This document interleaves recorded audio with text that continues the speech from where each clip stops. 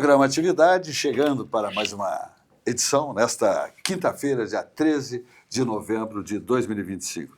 Estamos avançando, como diariamente acontece, isso é implacável, né? O avanço, né, do tempo, da vida.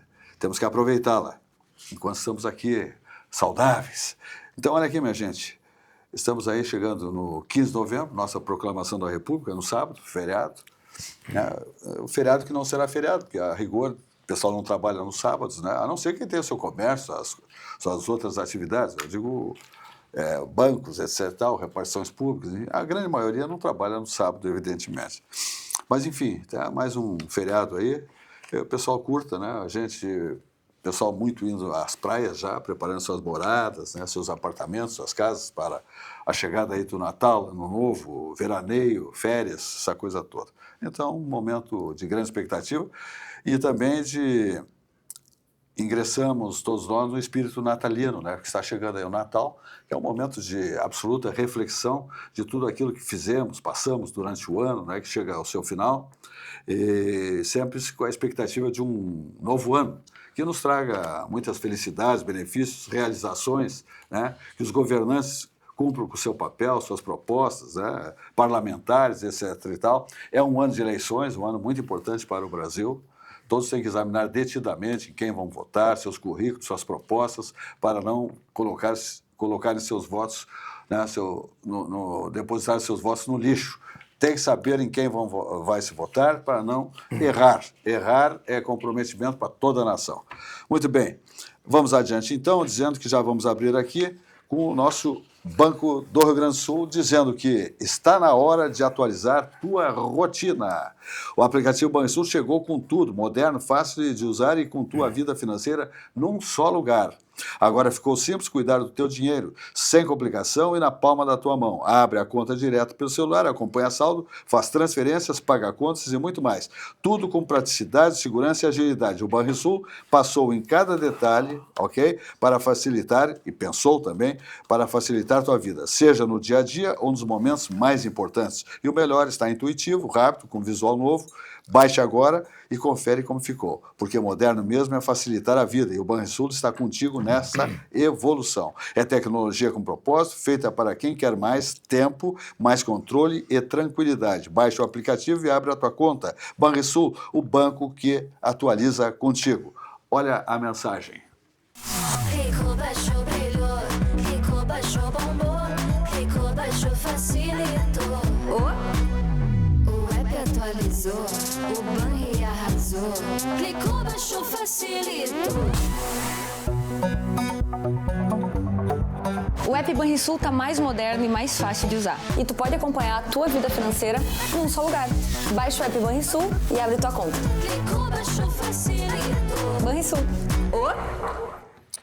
Vamos adiante falando de Sucos Petri, né, que está se encaminhando para 33 anos nessa bancada, né? Primeiro anunciante do programa de atividade foi exatamente essa empresa modelo que faz o melhor suco de laranja, uva e água de coco, né? Gaúcha, gente nossa. Então, Sucos Petri. Sua sede pede saúde, pede melhor, pede Sucos Petri. 100% natural, sem adição de água ou açúcares. É a bebida de todas as estações. É o mais vendido, portanto, o mais consumido. Sua sede pede saúde, pede melhor, a bebida do ano inteiro.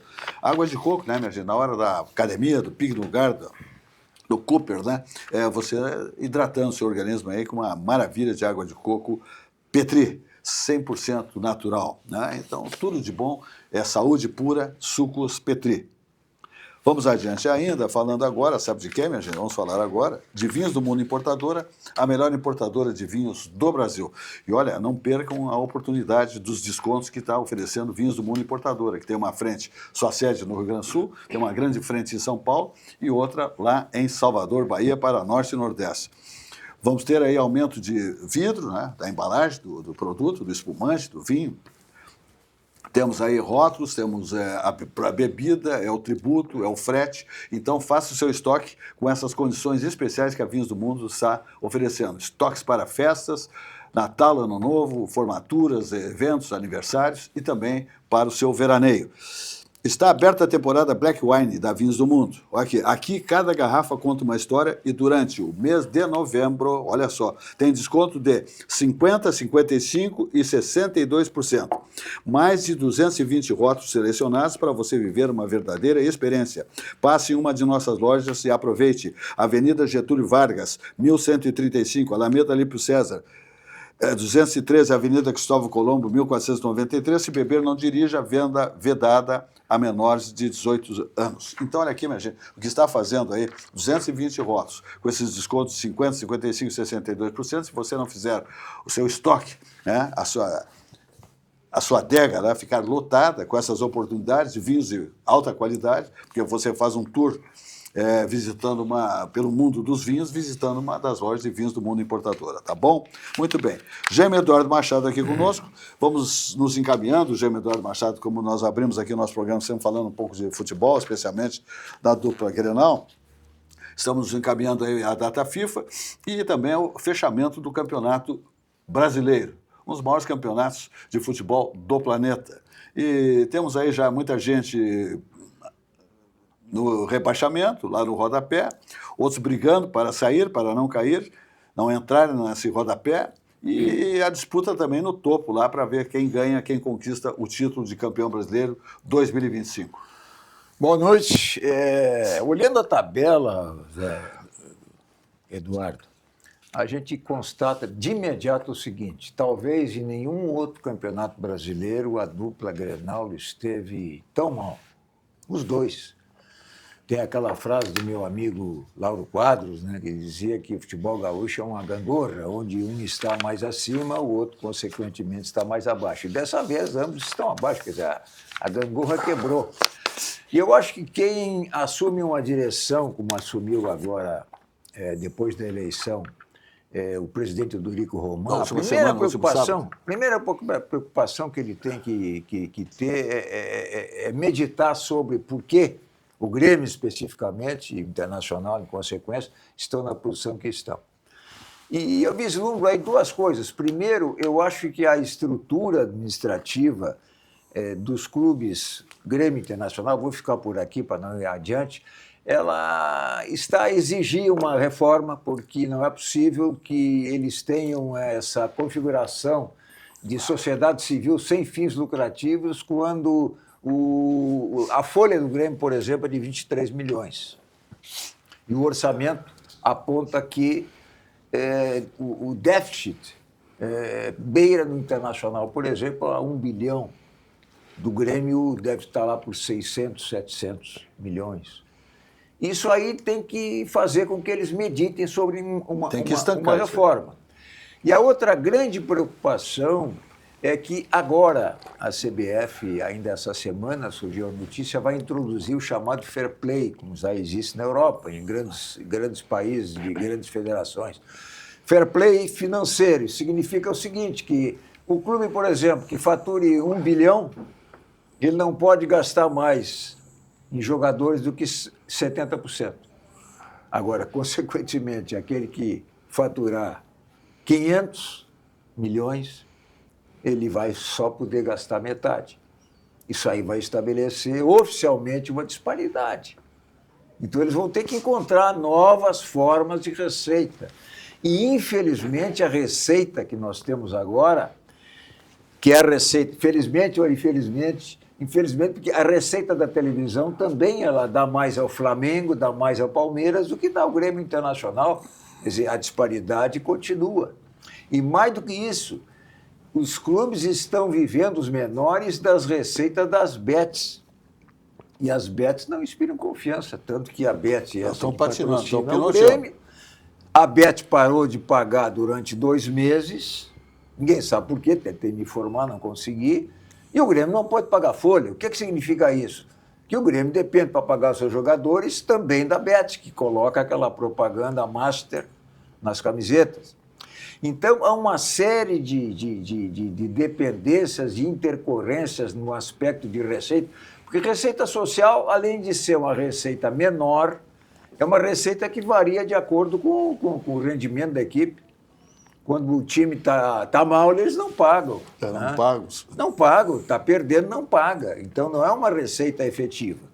Eu fiz toda essa conversa para chegar no seguinte: o Grêmio dispõe atualmente de duas pessoas, né, que estão contribuindo com o clube há muitos anos. O Marcelo Marques e o Celso Rigo. O Celso Rigo, inclusive, desde a época do Fábio Koff. Contribui com o Grêmio, contribui na Copa de Jogadores, financiou a vinda do Soares. E o Marcelo Marques simplesmente acabou com aquele rolo danado que havia com relação à Arena, aquele imbróglio jurídico, econômico, financeiro que envolvia pagamentos de receitas, de dúvidas e coisas. Aquele era um imbróglio tremendo. Ele acabou com aquilo ali. Então, a minha ideia, né, modesta colaboração como ideia, nós temos que encontrar alguma maneira de prender essas pessoas ao clube, porque amanhã depois eles vão embora. O próprio Marcelo Marques, por alguma razão, se ofendeu ou se melindrou, se apresentou como candidato praticamente vencedor da eleição, tanto que os outros dispararam da raia e, de repente, ele recuou, pretextando problemas políticos. Eu lembro disso, Zé, pelo seguinte, porque eu participei de um episódio em que essa coisa de segurar quem é útil ao clube de alguma forma, na década de 60, havia um barzinho ali, o Escandinávia, na Quintino Bocaiúva, onde se reuniam os grandes próceres do Grêmio, João Leitão de Abreu, João César Krieger, Pedro Pereira, Rudi Armin Petri, e numa daquelas noitadas futebolístico-etílicas, né, o professor João Leitão de Abreu, de professor, depois ele foi lecionar na faculdade, depois foi chefe da Casa Civil de um governo, da época do governo militar, disse o seguinte: olha, nós temos que arrumar alguma maneira de segurar o Fernando. Porque o doutor Fernando Kreff era quem assinava na esquerda, era quem no momento de discussão, de disputa, era chamado para conciliar, né? E de que maneira ele conseguiu, digamos assim, segurar? Propondo que ele fosse patrono. E ele, sendo patrono, ele não se afastou mais do Grêmio. Então, sob outro aspecto, sob o aspecto financeiro, eu acho que o Grêmio tem que encontrar uma maneira de segurar esses aí. E outra coisa, na campanha, Zé, na campanha agora para o Odorico, se apresentaram 3 industriais de grande potencial nacional, inclusive, não vou citar os nomes, não vem ao caso, com a camiseta do Grêmio, apoiando o Odorico. Odorico Román. Então, o Grêmio dispõe, né, de um recurso humano que se traduzirá em aporte financeiro para poder se alçar ao nível de um Flamengo ou de um Palmeiras, porque o Flamengo se organizou, mas tem um potencial de associados que nenhum clube tem. O Palmeiras é sustentado por uma financeira. No dia que essa financeira abandonar o Flamengo, ou que a dona Leila Pereira sair, ela já disse agora, vai terminar o mandato dela, foi entrevistada numa emissora de TV de São Paulo, eu assisti a entrevista. Bom, seu mandato termina agora, a senhora não pode ser reeleita. Bem, pode ser, ela não vai sair. E ela não saindo, o Palmeiras está garantido. Agora eu pergunto, qual é a receita permanente que o Grêmio tem a não ser a sua receita ordinária? E com essa receita ordinária, pelo que eu tentei dizer, o Grêmio não vai conseguir se manter. Por isso que eu digo, em resumo, encerrando, o Grêmio tem que encontrar uma maneira de segurar esses eventuais mecenas como investidores permanentes. Muito bem. E pés no chão para contratar, né? Não rasgar dinheiro, né?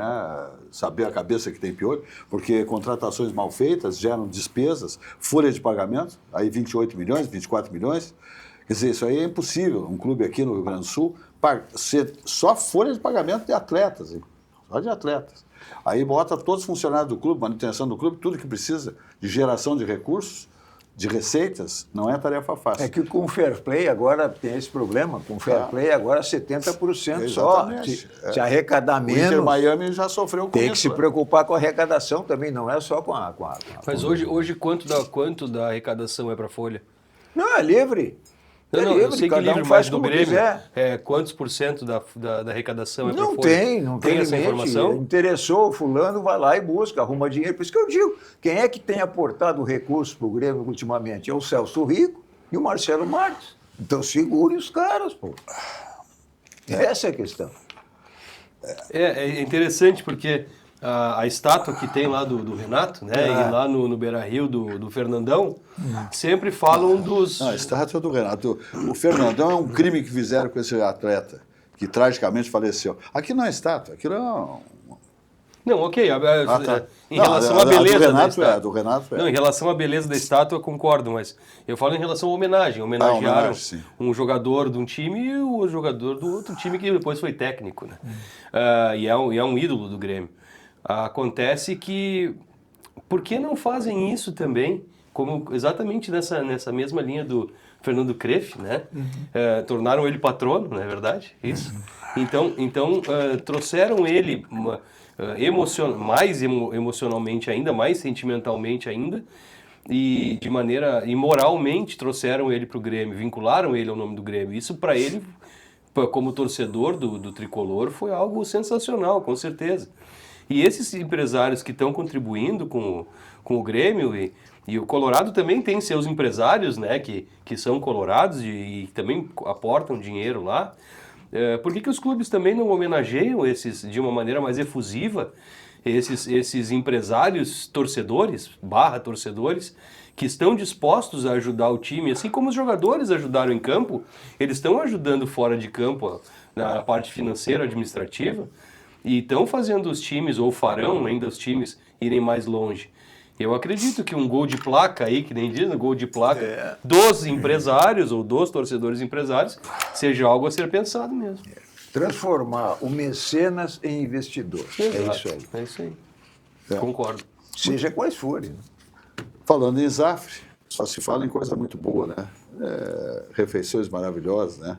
Aquele churrasco que nós gaúchos adoramos, um negócio fantástico. O Grupo Zafre aí, comemorando 90 anos, vem inaugurando lojas e mais lojas aí. Um grande empreendedor no segmento supermercadista e também na própria construção civil do Grupo Zafre, que é modelo de supermercado no planeta, onde também economizar é comprar bem, olha aí. Todo mundo tem um jeito de fazer churrasco. Tem quem salga antes e quem salga depois. Faz no espeto ou na grelha, com aperitivos ou direto ao ponto. E tem o Nestor. Aí, vizinho! Dia bonito para um churrasco, né? Chega aí, Nestor. Aí sim! Esse cheiro tá bom, hein? Seja qual for o seu jeito, tem sempre um Zafari para você. Salzinho aqui, ó. Salzinho. Pronto, vai sim. Zafari. Economizar é comprar bem. Dessa vez tá bem do meu jeito. Eu posto ali para o Jé, mas ele não abraçou. Vamos adiante, então, falando de Olina, essência de vida. Olina é um auxiliar digestivo indicado em casos de má digestão causada por excessos alimentares. Então, o que acontece? Laboratório VESP há mais de 100 anos. É um negócio fantástico, né? É um laboratório padrão Anvisa, um laboratório gaúcho sediado em Canoas. Nasceu em Porto Alegre, mas hoje está com um modelo de laboratório em Canoas centenário, né? Laboratório VESP, que produz Olina, essência de vidas. Então está aí, na hora de viajar, na sua residência, no ambiente de trabalho, né? Corporativo, etc., no consultório, escritório, sempre Olina, essência de vida. É indispensável. Vamos adiante falando da Algair Incorporações, que está aí construindo Vila Portal. Muito adiantada a obra já, uma obra com um condomínio exclusivo com 18 casas lindas, maravilhosas, com arquitetônico de primeira grandeza, né? No coração da Zona Sul, ali na Vila Conceição, com aquela vista extraordinária para o Guaíba, sempre eterna, né? Sempre descendo ali para Pedra Redonda, Ipanema. Então, lá em cima, na nossa Vila Conceição, essas 18 casas que estão sendo construídas pela Algair Incorporações, um empreendimento exclusivo.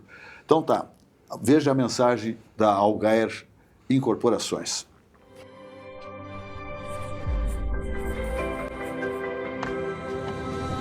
Vila Portal. Um condomínio exclusivo no menor e mais charmoso bairro da cidade, a Vila Conceição. 18 casas em torno de um patrimônio histórico. um casarão colonial que está sendo restaurado para ser o coração social da Vila Portal. Vamos adiante. E a TAP, minha gente? Transportes Aéreos Portugueses. É um negócio fantástico, né? Eu viajei pela TAP, agora fui até Portugal pela TAP, fui a Londres pela TAP.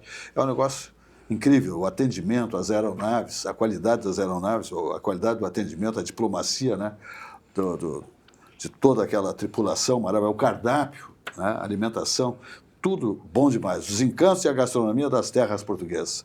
De Porto Alegre a Lisboa, em menos de 11 horas de voo, saindo aqui do Salgado Filho. 11 horas de voo, você sai de Porto Alegre, Rio Grande do Sul, Brasil, Mercosul aqui, e desce na Europa, em Lisboa. De lá fica em Lisboa, Portugal, Europa ou qualquer destino do planeta por essas aeronaves qualificadíssimas, de altíssima geração, da TAP Transportes Aéreos Portugueses, tá? Tarifas civilizadas e aquele atendimento luso a bordo, de qualidade, que só a TAP Linhas Aéreas possui. São tarifas civilizadas também, parcelamento em todas as bandeiras de cartões de crédito, só coisa boa com a TAP Transportes Aéreos Portugueses. Muito bem. Eduardo Dornelles, movimentações aí, a cidade também encardida hoje, quinta-feira, né? Enfrentasse dificuldade no trânsito. Sim, deu um acidente ali no viaduto da Conceição, um motoqueiro, acho que foi um motoqueiro e um caminhão. E aí tranca tudo, né? Já era final de tarde, era umas 5 e pouco. E trancou tudo. O trânsito fica bem congestionado. Foi. Mas é normal, a cidade é a hora do rush, né? Sim. A hora do rush. E ainda mais no centro agora, com aquela história daquele incêndio da semana passada, que tá tendo alguns bloqueios ali até saírem os laudos estruturais dos prédios, né? Então o pessoal tá trancando as passagens, o poder público está trancando a passagem das pessoas dos carros ali, e isso dificulta um pouco mais, né? Acompanhando a COP30 aí. Pois é, né? Coxinha a R$22, né? Quanto? Coxinha? Não, os caras nunca faturaram tanto na vida, nem vão faturar tão cedo, né? Porque é um estado pequeno, é um estado com uma característica muito mais introvertida no país, né? Muito mais sediada nos seus costumes. Então faz um evento destas proporções, claro que para eles isso é uma coisa fantástica, né? Para o comércio, para todo o segmento comercial, empresarial, né, hotelaria e tal, tanto que não há espaço para todas as delegações, né? Tem 2 transatlânticos lá para poderem oferecer ambientes para o pessoal se estabelecer e ficar lá durante o evento, hospedados. Esse negócio de transatlântico me lembra que nós poderíamos ter transatlânticos atracando aqui em Porto Alegre, né? Se tivesse calado, né? Mas os ambientalistas não permitem. Não, pois é, imagina que interessante que seria partir daqui um cruzeiro. Fala pro Trump que ele atraca um navio dele, daqueles aí. Tá, porta-aviões. Ele está atracando lá perto da Venezuela. E é grandão, hein? Barbaridade.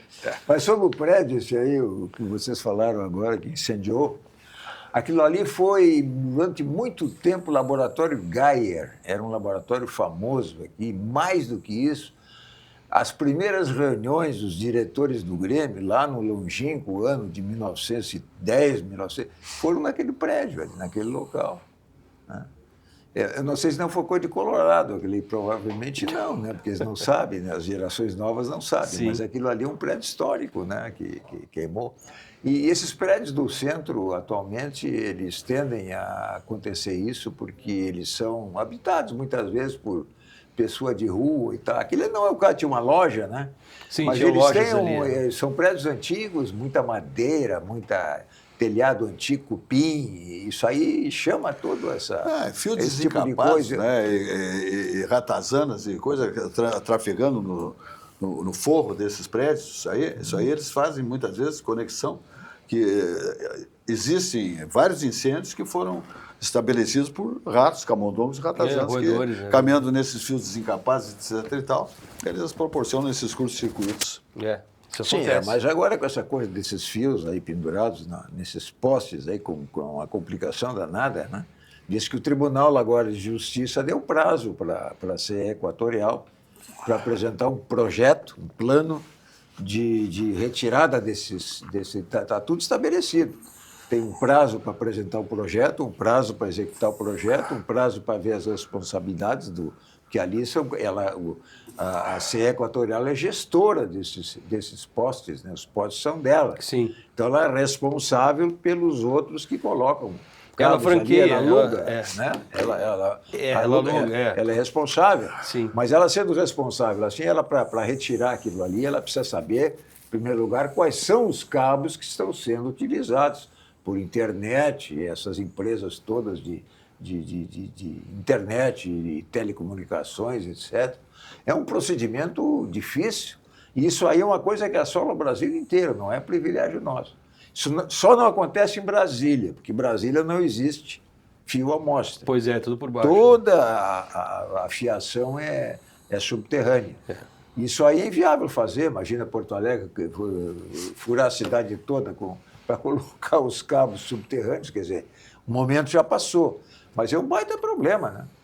Que desativam lá em determinada casa uma internet e o cabo fica pendurado.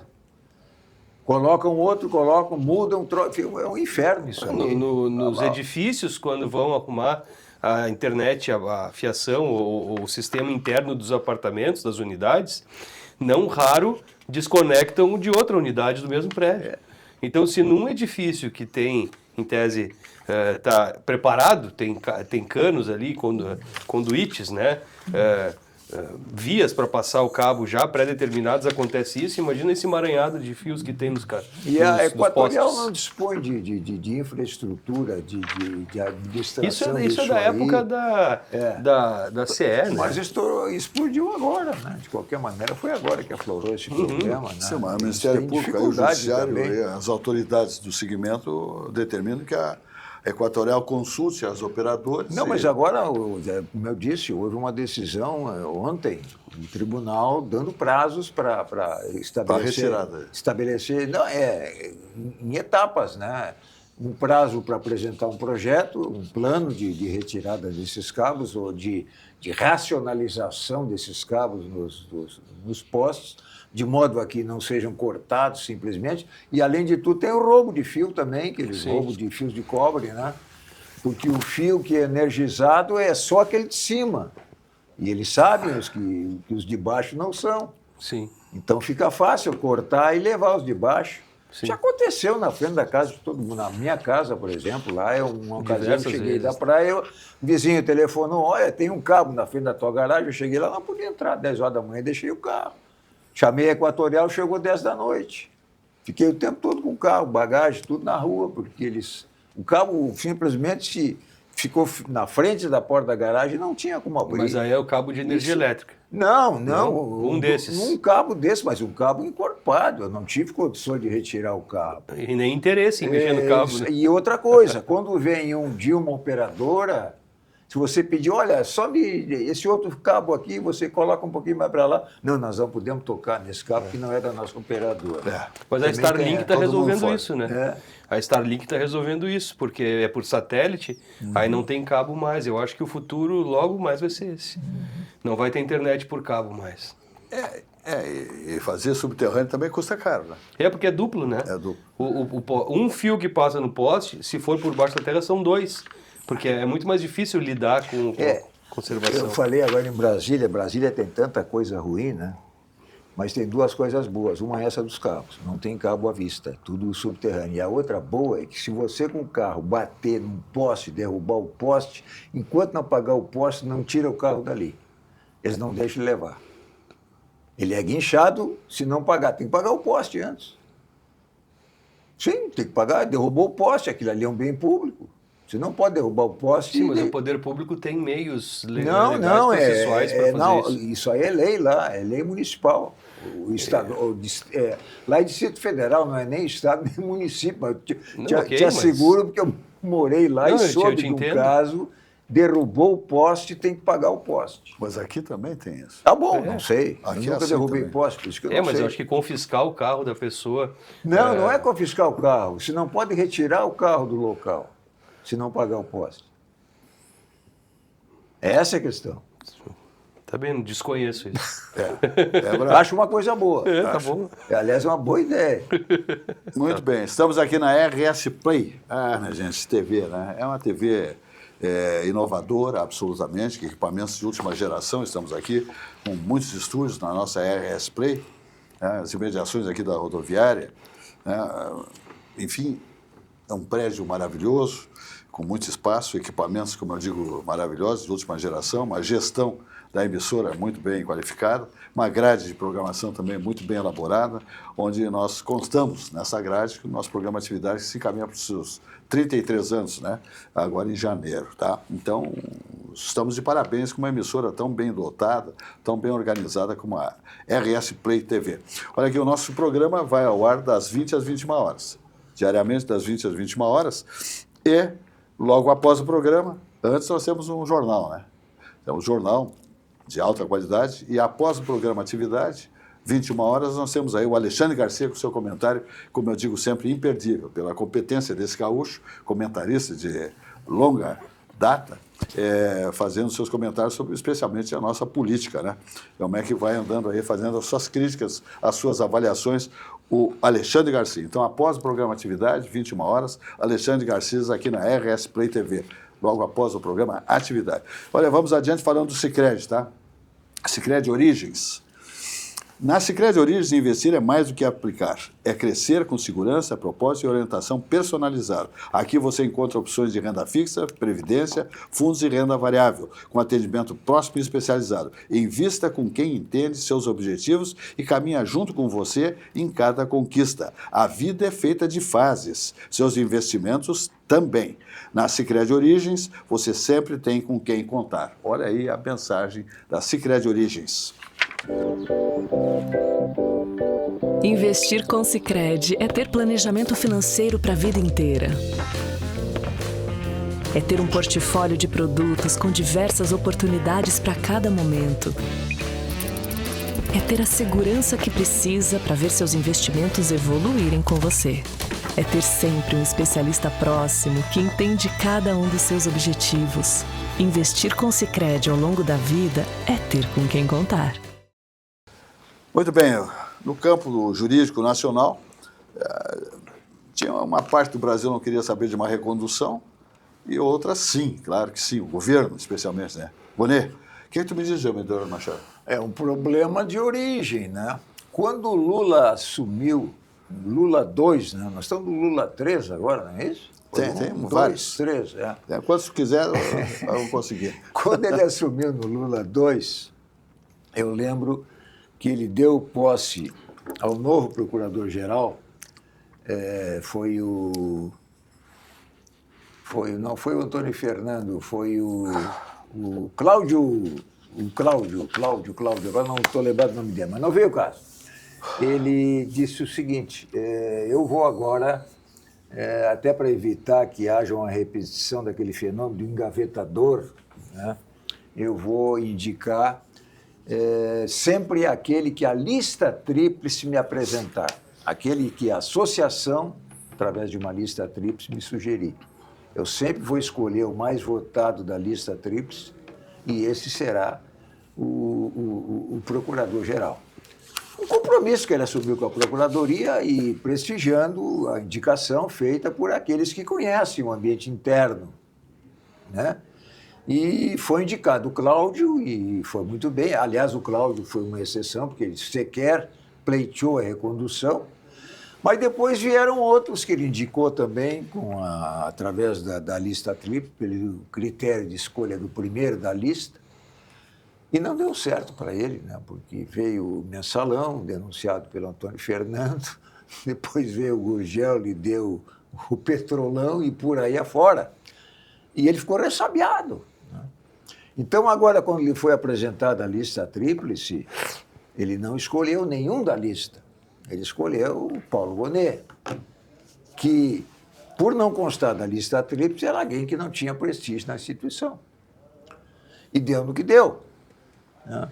Porque se reclamavam que o outro era engavetador porque não mexia os pauzinhos quanto o governo, esse só mexe a favor do governo. Ele não apresentou nenhuma denúncia que eu saiba de quem não fosse que fosse do governo. Não apresentou nunca, né? E passou raspando hoje, ele passou por 4 votos e não tem na classe o prestígio que tinha esses outros, né?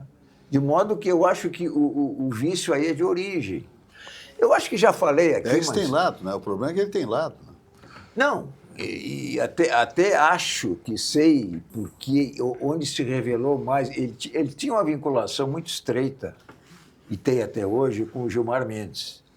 Porque ele era sócio do escritório do Instituto de Direito Público do Gilmar Mendes, que promove aqueles chamados Gilmar Palusa, né? Que são aqueles, apelidados jocosamente Gilmar Palusa, são aqueles eventos lá em Lisboa, que reúne juristas, etc. Né? A Fundação Getúlio Vargas contribui, aquela coisa lá de juízes, advogados, desembargadores, enfim, o mundo jurídico. Ele era sócio daquele instituto. E antes de ser nomeado, ele vendeu as ações que ele tinha no Instituto para o filho do Gilmar, com financiamento bancário. E esse financiamento foi aportado, coincidentemente, no mesmo... Não tem nada de ilícito no financiamento, não. É isso que eu quero dizer. Eu quero mostrar a proximidade, a quase promiscuidade que existe nisso aí. Não tem nada desonesto, por favor. O banco financiou aquilo que o filho do Gilmar Mendes transferiu para ele. Sim. Né? Que foram 12 milhões, se não me engano, pelo que foi noticiado. O Gilmar automaticamente era padrinho dele para ir para o Supremo. Né? Claro. Padrinho dele, óbvio. Automático. Ao que se juntou o Alexandre Moraes e resolvido o problema. Né? Então ele hoje deve atenções aos ministros do Supremo, que, como se sabe, tomaram as rédeas da nação e exercem aí uma ditadura, entre aspas, seja lá como se chame. Mas, de qualquer maneira, o Gonê, pelo que fez, pelo menos leva as pessoas a suspeitarem de que ele tem algum compromisso com o lado ideológico. Né? É o mínimo que vai se pensar nisso. E, tecnicamente, ele tem recursos, já demonstrou isso, me parece até que foi o primeiro classificado no concurso, mas isso não basta. Quer dizer, a função de procurador-geral, ele navega no ambiente político, mas ele tem que, basicamente, ser um técnico. Aquilo que ele disse, inclusive na imprensa, mas que poucos acreditaram, que ele tivesse sido, nesse período de 2 anos, um técnico exclusivamente. Não foi. Foi alguém que claramente fez e fará o jogo do lado do governo. Né? Tem um outro lado, Zé, é o seguinte, quer dizer, o Procurador-Geral da República não pode temer malquistar-se com o governo, com o poder, ele tem que ter coragem. O Aristide Junqueira, por exemplo, denunciou o Collor. Foi a vez em que eu tenho notícia de que um procurador-geral tenha denunciado um procurador da República. Inclusive, não deu certo, porque o Supremo acabou não aceitando a denúncia dele, mas, de qualquer maneira, com o impeachment, ele caiu fora. Ele denunciou um presidente da República. Presidente da República. Sim. O que eu disse? Procurador da República. Não, perdão. Obrigado pela correção. De modo que isso se refletiu na votação. Geralmente, a votação é esmagadora no sentido da recondução. Tem sido assim. Agora, no caso dele, não foi. Votação apertada já 4 votos. Estabelece que 4 votos. 4 votos de diferença. Não tem unanimidade nenhuma. Ele precisava de 41, foram 45. As principais instituições jurídicas do país hoje estão sintonizadas com o Executivo Federal. Então, hoje o país padece desse sistema, que é um sistema que não é legal, né? O judiciário está sintonizado absolutamente com o governo federal. Isso é ruim para a nação. E outra coisa, as instituições passando dos seus limites de atuação. O caso do Supremo Tribunal Federal, STF, está hoje praticamente mandando na República Brasileira. Né? E nessa sintonia fina com o Executivo. Então, no caso do procurador, pelo menos, o que tinha que ser modificado, e foi assim que eu comecei a minha fala, é o sistema. O sistema. A Constituição não prevê a lista tríplice, mas o Lula, um gesto magnânimo, né, declarou no primeiro ou segundo governo, não lembro, acho que foi no segundo, que passaria a aceitar a lista informal da associação e escolheria não só da lista, como o primeiro da lista. Respeitaria. E ele fez isso com reação ao Cláudio. Cláudio, me lembrei do teu nome, é Fonteles, o sobrenome dele. Ele vai brigar comigo. Cláudio Fonteles, o Antônio Fernando Barros Silva de Souza, o Janot e o Gurgel. Esses todos ele escolheu primeiro, inclusive a Dilma escolheu. O Janot que foi que confessou que foi armado até o STF, não? Aquilo não ficou bem esclarecido. Eu conversei, ele tinha um gênio muito, como é que eu vou... Não violento, mas explosivo, né? Ele não se continha em determinadas situações, assim, e logo levava para o lado do desaforo. Alguém que não é muito... Ele não era de muito diálogo, né? Ele era meio atropelador, né? Mas foi um procurador destacado e num período difícil, né? Mas, de fato, houve esse episódio aí em que ele teria ido armado lá porque se sentiu ofendido, né? E teria... Eu não sei, eu duvido um pouco. De qualquer maneira, a notícia que corre é essa, de que ele teria ido armado lá para... Era o Collor, né? Não. Que ele tinha... Não, era o Gilmar Mendes. Ah, era o Gilmar Mendes? Era o Gilmar, né? Não, acho que... Então tá bom. Olha aqui, minha gente. O melhor da culinária típica da Serra Gaúcha está onde? Você encontra onde? No Di Paolo, né? É uma comida saborosa com essência artesanal. Isso é galeto de Paolo. Isso também é o melhor galeto do planeta. Aqui só tem os melhores. Aqui sucos petri, os melhores, galetos são os melhores. E por aí vai, né? São todos preparados com amor, temperos frios, seguindo as receitas da nona, né? Aquela autenticidade italiana, né? Pratos saborosos que são uma volta às origens, com o toque caseiro para recriar experiências ao redor da mesa farta. Então você vai sempre saborear isso aí, provar essa sequência de galeto, né? Ao Primo Canto, na rede de lojas Di Paolo.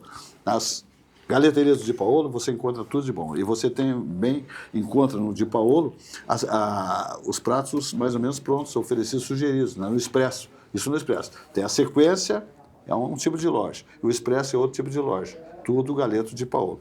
E se você também quiser fazer a montagem do seu prato, no Expresso Di Paolo pode também. Não querendo contemplar as opções que já têm lá oferecidas para você, você pode dizer, olha, eu quero 2 coxinhas, massa, pará, papai, também tá fechado, tá bom? Então, você encontra só opções maravilhosas, o melhor galeto do planeta, do Grupo Di Paolo, comandado pelo visionário Paulo Jeremia, a grande diretoria, né, o André, também, gente finíssima, né? Que é também diretor do Grupo Di Paolo, e todos os seus colaboradores. E lojas lindas, maravilhosas, expandindo aqui a do Boulevard Laçador. A sequência está sendo ampliada em mais ou menos 60 lugares, né, para contemplar toda a clientela do Grupo Di Paolo de Galetos. Fala, Eduardo Dornelles. Só para finalizar essa questão do Gonê, eu estava ouvindo alguns votos, a justificativa de alguns votos contrários a ele, e todos eles muito coerentes, sabe? Muito coerentes, juridicamente coerentes. Coerentes com a lei, coerentes com a Constituição, coerentes com os fatos. Enquanto que os votos favoráveis a ele só diziam que ele foi... com atuação democrática. O próprio ministro Alexandre de Moraes, hoje, se eu não me engano, elogiou imensamente o procurador reconduzido sobre a sua humildade e a sua condução democrática das suas atitudes.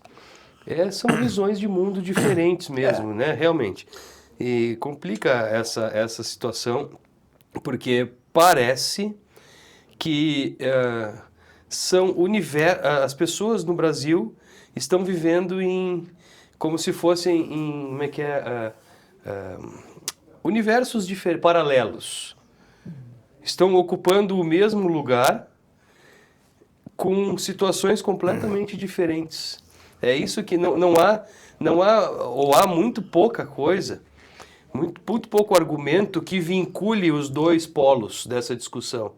Parece que são pessoas que vivem completamente apartadas no mesmo ambiente, como se enxergassem aquela situação de maneiras completamente antagônicas, sem nenhuma possibilidade de consenso, nem que seja mínimo.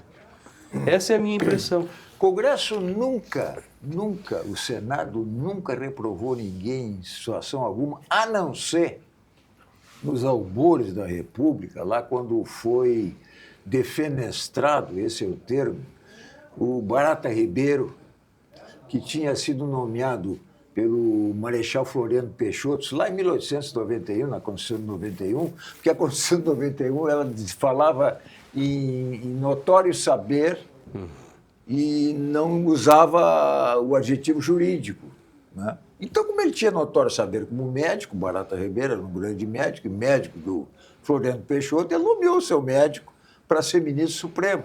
Só que ele se dava bem com o bisturi, mas não se dava bem com os códigos. 2 meses depois, o Senado tirou ele do Supremo Tribunal Federal, né? Porque não tinha condições realmente para exercer a função, embora fosse um homem probo, de notório saber, mas não jurídico. Foi a única vez que o Senado reprovou alguém. De resto, aquilo ali é uma reunião festiva, com um cafezinho. Essa, por exemplo, agora só teve a intervenção do filho do Bolsonaro, por razões óbvias, que fez críticas, etc., até mal educadas, né? Como é de seu feitio, né? Agressivo e tal, mas ficou nisso. E como é que respondeu o Ronê? O Ronê disse que estava presente lá o presidente da associação, que tinha, ele foi preparado, que tinha na véspera dirigido a seguinte missiva, a seguinte carta. Então leu ali: chefe, estamos todos lhe apoiando a sua indicação e tal, e que tenha êxito, coisa. Foi a prova que ele mostrou de que ele estava bem amparado, né? Quando foi criticado pelo filho do Bolsonaro. No mais, foi uma reunião festiva, lá, uma vesperal, como se dizia antigamente. Mas cordial, por 4 votos de né? diferença não foi tão festiva dessa vez. Não, eu digo, não é com relação aos votos, é com relação às manifestações. Quer dizer, embora por 4 votos, continua aprovando, nunca desaprovou ninguém. É verdade. Muito bem, aqui, minha gente, programa Atividade, das 20 às 21 horas, diariamente. E temos em seguida, né, do nosso programa, nós temos aí o comentário do Alexandre Garcia, imperdível, maravilhoso, desse nosso grande companheiro de atividade, né, de divulgações, de comentários, etc. e tal, de grandes matérias. O Alexandre Garcia é um dos craques desse segmento, está aqui na grade da nossa emissora, exatamente após o nosso programa aqui, às 21 horas, esse comentário imperdível do Alexandre Garcia. Muito bem. Fala, Eduardo Dornelles. Eu estava observando na história de Israel e Hamas, uma notícia no rádio, que descobriram 40 terroristas do Hamas num túnel, numa faixa de terra ali. Vivos? Sim. E armados e vivos, só que eles não têm como sair dali, porque ali é um local que está vigiado pelo exército de Israel. Até por conta desse acordo que teve, não teve, quebrou, não quebrou. Então, eles estão negociando a rendição para que eles saiam. E o Israel disse, para que eles saiam vivos, né? Eles querem sair vivos. E Israel teria dito, olha, vocês saem vivos, vocês têm que achar um lugar para se exilar. Aqui vocês não ficam. Se vocês ficarem aqui, bala vai comer. Daí chamaram o pessoal da volta, que é o pessoal que o pessoal da volta ali, Turquia, né? Aquela turma ali que tem muros maravilhosos separando ali a faixa de Gaza. Adoram o Hamas, mas não querem ninguém do Hamas. Disseram, aqui não entra. Aí o Egito também, aqui não entra. E todo mundo que defende o Hamas não quer saber dos rapazes, né? Dos terroristas ali do Hamas que estão no túnel. Então nesse impasse lá, eu não sei como é que vai terminar, ou se já terminou, até onde eu estava vendo, mas se saírem ali, vão sair mortos, com certeza. Vão levar chumbo.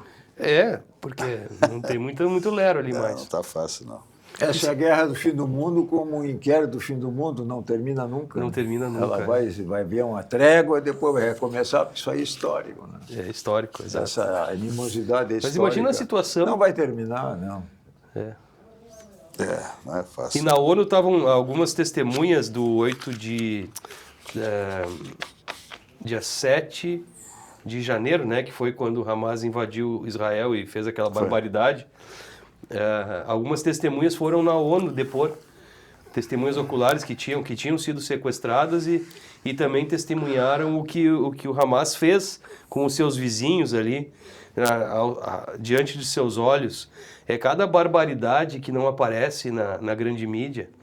Claro, por óbvio, né? Mas defendem esse pessoal do Hamas como se fossem coitadinhos, como se fossem revolucionários. Mas o que fizeram com crianças, com mulheres, pessoas, idosos, é incrível, assim. Mataram, estupraram, fizeram horrores. Fizeram tudo que torturaram. podiam fazer. Assim, o depoimento de uma senhora, acho que é enfermeira, porque me pareceu muito ligada à área da saúde, ajudou uma pessoa até a sobreviver ali. E o depoimento dela é emocionante, o que ela viu fazerem com as pessoas. E aí troca um terrorista, uma vítima sequestrada israelense por 300 terroristas, devolvem os caras. Aí tudo de novo, começa tudo de novo. Como se fossem coitadinhos, né? Isso que entristece a gente. É verdade. Tudo bem. Fala, Jaime Eduardo Machado. Não, caminhando para o final aqui. Eu acho que nós temos que torcer para que essas coisas não se repitam, porque isso é uma coisa que está eclodindo em vários locais no mundo, esse espírito de belicoso, né, agressivo. Não é só lá, não. Em vários lugares. As pessoas que ouvem esses oráculos aí ficam apavoradas, né? A minha mulher, a dona Sônia, ela fica até quase 1h da manhã ouvindo o oráculo tal, a benzedeira tal, que olha, vai acontecer. Notícia boa não traz. Não né? traz. A época não é para notícia boa. A Lamentavelmente. época é de notícias muito ruins. Infelizmente é assim. Quer dizer, a tempestade está em todas as áreas. Né? Infelizmente, o mundo está muito conturbado. Guerras, essa da Ucrânia, por exemplo, não. Eu imaginei que o Trump pudesse resolver isso aí. O Lula não, porque não tentou, mas não conseguiu, como pacificador. Agora, é muito difícil isso aí. É verdade. Hoje conversei com... As previsões são sérias. Um grande amigo, Paulo Pelaipe. Conversei com ele. Ele não quer assumir no Grêmio? Não, ele está atuando no Cruzeiro de Minas Gerais. Mas ele é gremista de 4 costados. Bom, mas... Até conselheiro já foi. Ele é profissional. Até conselheiro já foi. Mas hoje ele é um profissional do futebol. Está lá, ele vem agora aqui para o jogo do Cruzeiro com o Juventude. O nome mas dele volta chegou, com a delegação. O nome dele chegou a ser cogitado. Aqui quando ele é um grande profissional. Sabe tudo de futebol. Ele jogava naqueles praianos, é o cara que conhece. Enganava com a bolinha também? Jogava direitinho. Pô, aqueles praianos era felpa para tudo que é lá. Meu Deus do céu, dava cada sururu. Eu acompanhei muito aquilo. Eu, inclusive, fui diretor de futebol da FAURGS, era a Federação Atlética da Universidade do Rio Grande do Sul. Nós fizemos um time para jogar, um daqueles praianos, e nos demos mal, evidentemente, nos demos muito mal. Pegamos o time de Cidreira, aquele que era um cano. Cidreira foi campeão naquela ocasião. Isso eu estou falando. Tinha jogos do Praiano que eram verdadeiras Copas do Mundo. Verdadeiras Copas do Mundo. Era concorrido aquilo, porque a concentração corrido do povo dava era muito grande. né? É uma pena que não exista mais aquilo, né? Era divertido. Não tem mais espaço para isso. Dornelis. Eu tenho uma notícia do STJ aqui, mas do mundo jurídico, aqui do direito de imobiliário, que o STJ, em outubro, agora, decidiu, a terceira turma decidiu que bens de família não pode ser penhorado, naturalmente pela impenhorabilidade da lei, se eu não me engano, no artigo 3º, mas pode se tornar indisponível. Então, a pessoa continua devendo, o imóvel continua sendo dela, ela não pode ir a leilão, mas o imóvel fica preso, fica indisponível. Indisponível para a venda. Para a venda. Aí quando a pessoa falecer, ou eventualmente perecer de alguma maneira, vai ou desistir do imóvel, ou pagar a dívida, quer que seja, aí o imóvel vai ser utilizado para pagar a dívida que vinculada àquela indisponibilidade. Com a morte aí pode ser negociado o imóvel? Sim, porque é indisponível durante a vida. Claro, porque a dívida permanece, né? A pessoa ninguém deixa dívida para alguém, certo? Morreu, não deixa dívida. Além do quinhão que deixou para, digamos, eu deixei 100 dinheiros e uma dívida de 80 dinheiros. Então, o que eu deixei, o bem ou os meus pertences, 100 serão diminuídos do 80, aquele que é a dívida, os 20 que sobraram serão divididos entre os meus herdeiros. Nesse imóvel é assim, ele fica indisponível, e aí quando falece a pessoa, vai para o banco. Se sobrar dinheiro, né, da venda desse imóvel, aí os herdeiros recebem o seu jurisprudência? Ou é jurisprudência? Teve uma decisão na terceira turma. Então, é jurisprudência? Abriu-se uma jurisprudência. Mas é uma decisão só? É uma decisão só. Não partiu do Alexandre Moraes? Não do STJ. Bom, vamos embora então. Nancy Andrighi. Sim, a Nancy Andrighi? Sim. Nancy Andrighi tem um rolo no gabinete dela, né? Jaime Eduardo Machado, Eduardo Dornelles, fazendo aqui a bancada do nosso programa, sempre com muita competência. Minha gente, vamos embora. Como acontece todos os dias, o programa termina às 21 horas e aí chegando o comentário do Alexandre Garcia, imperdível. Uma boa noite e até o próximo programa. O assessor da